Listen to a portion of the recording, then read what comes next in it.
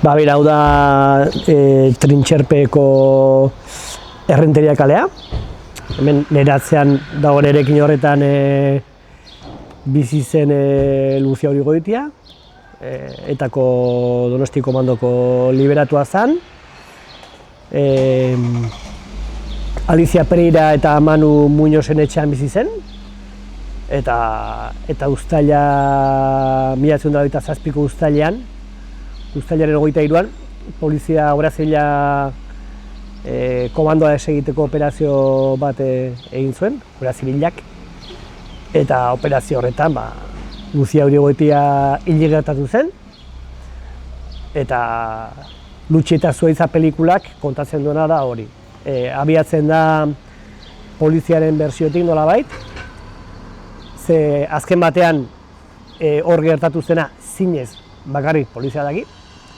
Beraz, poliziak esan zuen horretatik abiatzen da pelikula, eta narratiba guzti hori, nolabait ere, kontrastatzen dugu lan forensearekin, balistikarekin eta bar, eta hor, pelikulak true crime generoak egiten duen bezala, bateratzen ditu ertzak, eta juten da gutxinaka kontatzen zer esan zen eta zinez zer gertatu zen, eta hipotesia batzuk zabaltzen ditu. Pelikulak dauzka bi parte, lehendaizeko partean gertakaria presentatzen dira, nola izan zen, eta ero bauka azkeneko parteat epilogo baten moduan egiten dela gogoeta bat memoria politikoari buruzkoa. Horre Jai Buzesek eta Jule Goikotxeak hitz dute nagusiki, eta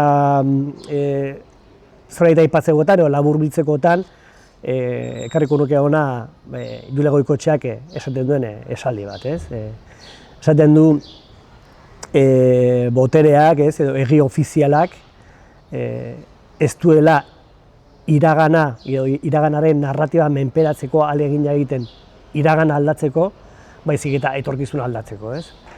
Hain zuten ere, etorkizuna pentsatzeko beti delako beharrezkoa nondik gatozen begiratzea. Alegia, nola goazen proiektatzeko ezinbestekoa da nondik gatozen aztertzea.